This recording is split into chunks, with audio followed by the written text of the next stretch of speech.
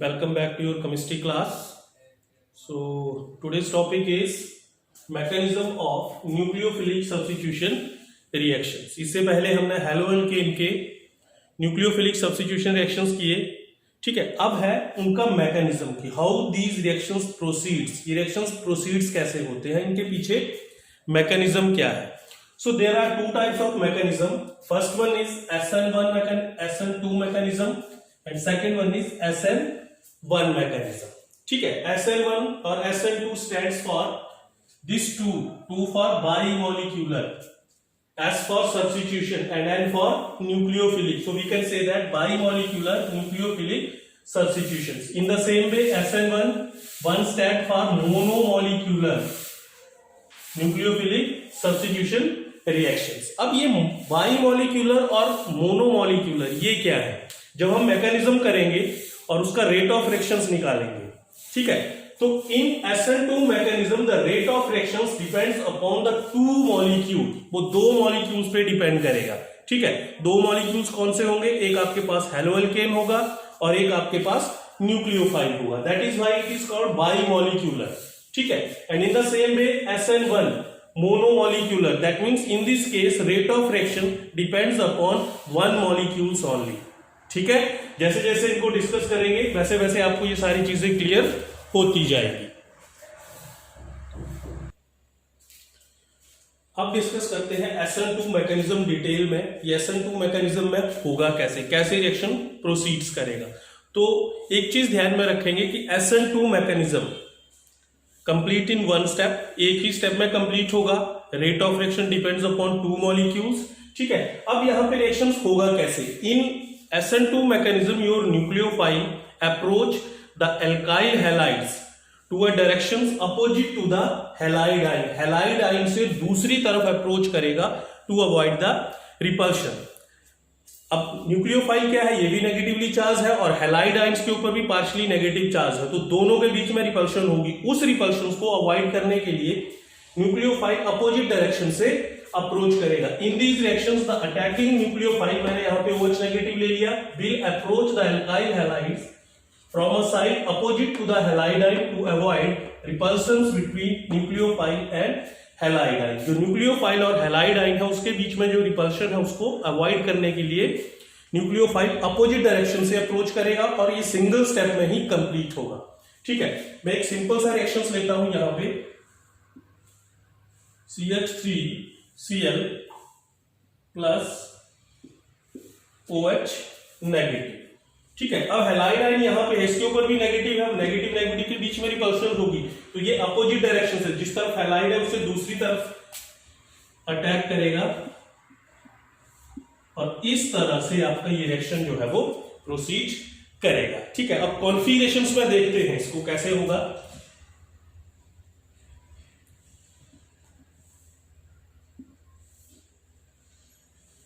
As you know that in alkyl halide जो carbon की hybridization है वो sp3 है, वो टेट्राहेड्रल फॉर्म में होगा. ठीक है, और यहां पे ले लिया मैंने आपके पास न्यूक्लियोफाइल. ठीक है, ये OH नेगेटिव ले लेते हैं यहां पर. ठीक है, अब ये क्या करेगा, देखो इस डायरेक्शन से अपोजिट डायरेक्शन से यहां पे अटैक करेगा और ये Cl नेगेटिव यहां जाएगा. During this reaction there is formation of transition state. यहां पे एक ट्रांजिशन स्टेट बनेगी. ट्रांजिशन स्टेट्स क्या है, इंटरमीडिएट स्टेट. दैट मींस उस स्टेट में क्या होगा, पुराने बॉन्ड टूटेंगे और नए बॉन्ड बनेंगे और दोनों प्रोसेसेस साइमल्टेनियसली आपके पास होंगी.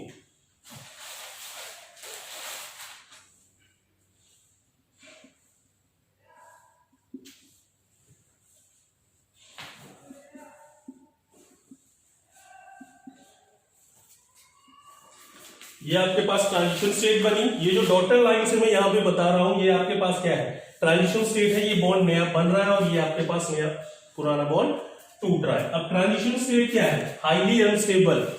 ठीक है, तो लास्ट में आपके पास क्या बनेगा, प्रोडक्ट बनेगा OHC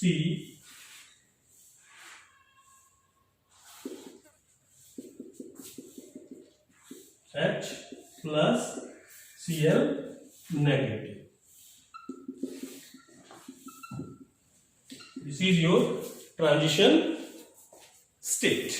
ठीक है, तो ये है आपके पास SN2 मैकेनिज्म। ट्रांजिशन स्टेट बनेगी, लेकिन ट्रांजिशन स्टेट इमीडिएटली आपके पास क्या होगी, प्रोडक्ट में कन्वर्ट होगी। ट्रांजिशन स्टेट्स क्या है, state between reactant and product. Reactant और प्रोडक्ट के बीच का जो आपके पास प्रोसेस है, that is called transition state.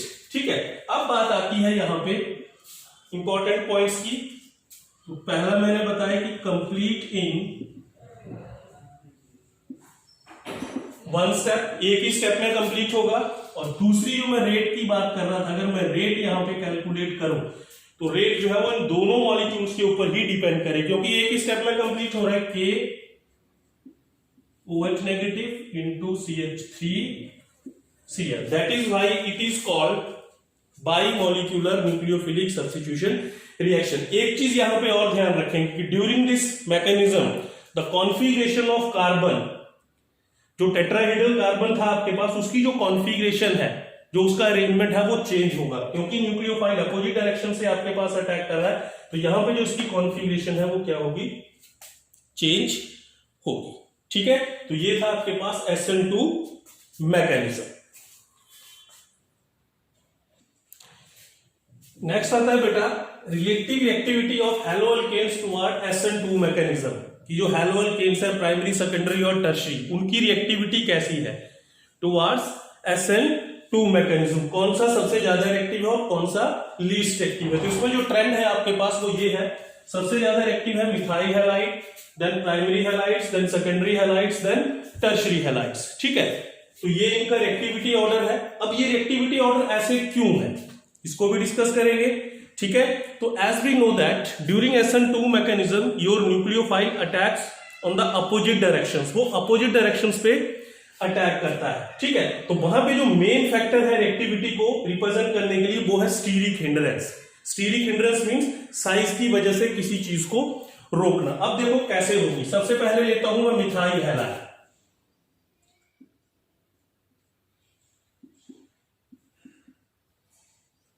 ठीक है, ये आपके पास मिथाइल हैलाइड्स है। अब न्यूक्लियोफाइल यहां पे ये है आपके पास OH नेगेटिव। ठीक है, अब ये क्या कर रहा है, अपोजिट डायरेक्शन से अटैक कर रहा है। Now in this case we have 3 hydrogen. Methyl halides में आपके पास क्या है, केवल 3 हाइड्रोजन है, और हाइड्रोजन का साइज क्या होता है, वेरी स्मॉल, बहुत छोटा है।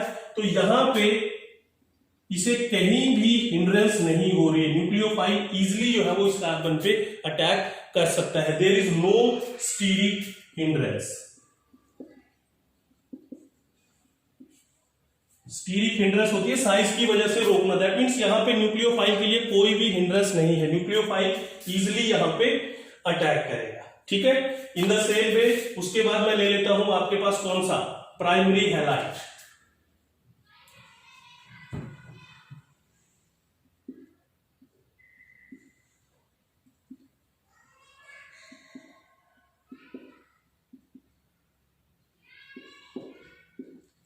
ठीक है, अब प्राइमरी हैलाइड्स में क्या हो जाएगा आपके पास, यहां पे एल्काइल ग्रुप होगा। अब एल्काइल ग्रुप मैंने ले लिया यहां पे मिथाइल ग्रुप। ठीक है, अब मिथाइल ग्रुप का साइज हाइड्रोजन के कंपैरिजन में क्या है, ज्यादा है। तो यहां पे ये क्या करेगा, स्टीरिक हिंड्रेंस जो है वो क्रिएट करेगा। ठीक है, तो यहां से इजिली ये जा सकता है। ठीक है, यहां पे क्या है, स्टीरिक हिंड्रेंस, और ये क्या है आपके पास, प्राइमरी हैलाइड्स। ठीक है, इसके कंपैरिजन में थोड़ी सी स्टीरिक हिंड्रेंस हो रही है आपके पास। ठीक है, तो क्या होगा, रिएक्टिविटी जो है वो इसकी कम होगी। उसके बाद सेकेंडरी ले लेता हूं मैं।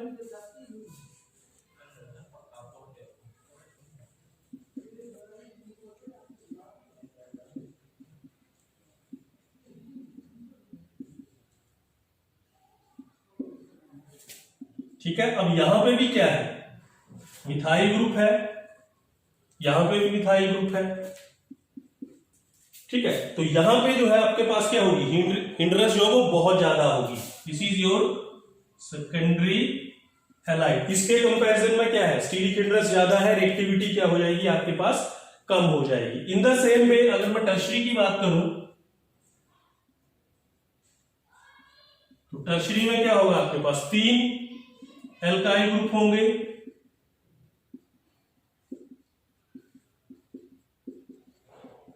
ठीक है, अब ये यहां से हिंडर कर रहा है, ये इसको यहां से रोक रहा है और ये इसको यहां से रोक रहा है।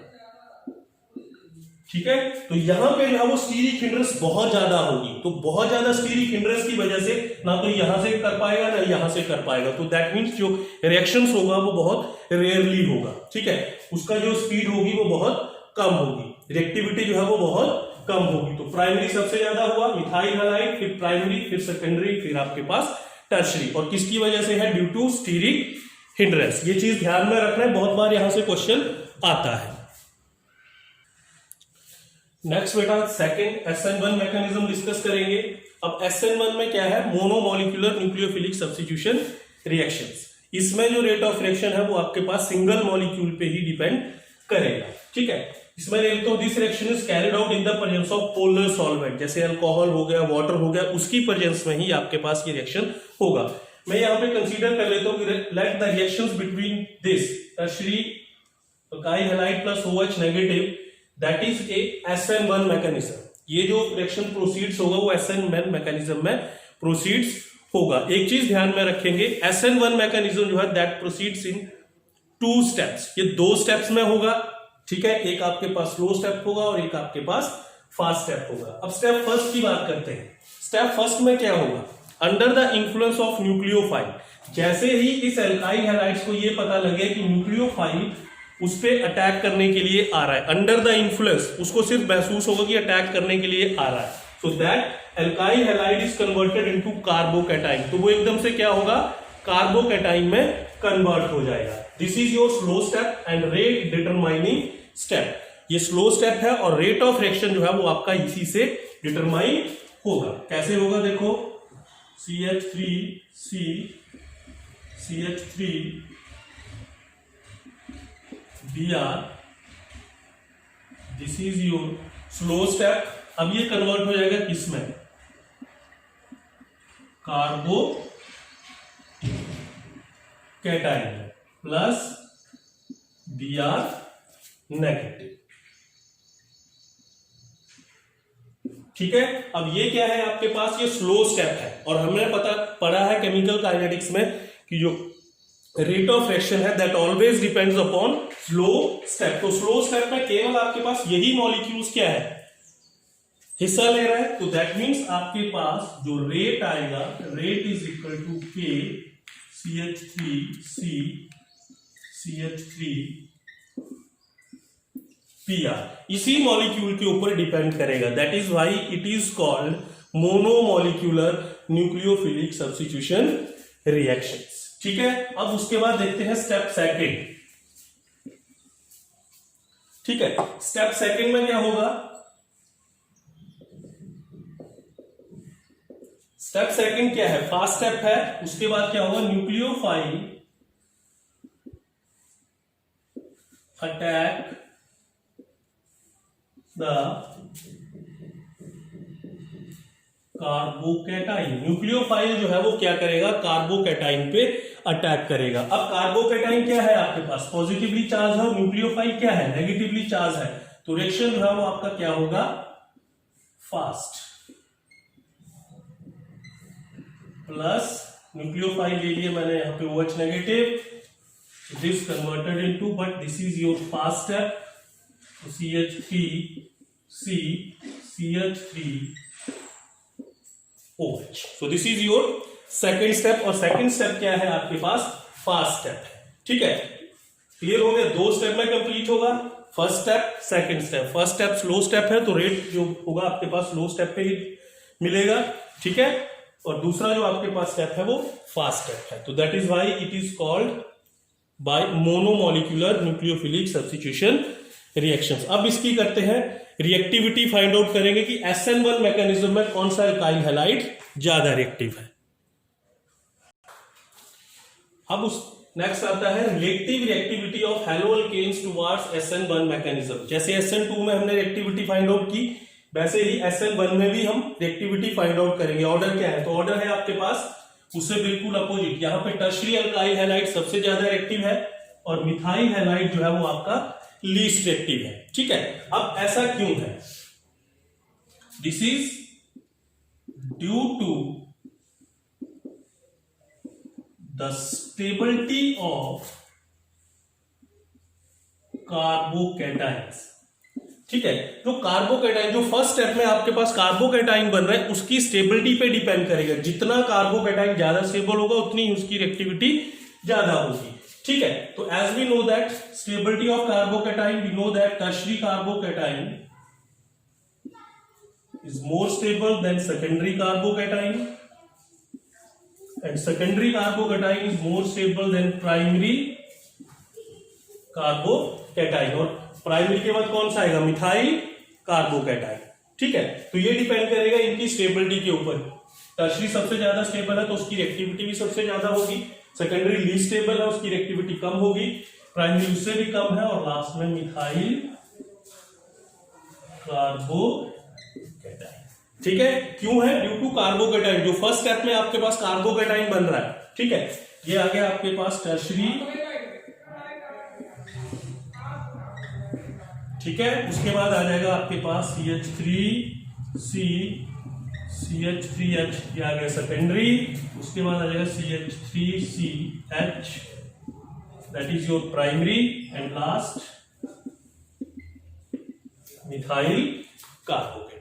ठीक है, तो ये तो था बेटा SN1 और SN2 मैकेनिज्म। जो न्यूक्लियोफिलिक सब्स्टिट्यूशन रिएक्शंस थे वो इन्हीं मैकेनिज्म से प्रोसीड्स करेंगे। ठीक है, if you have any problem then you can ask.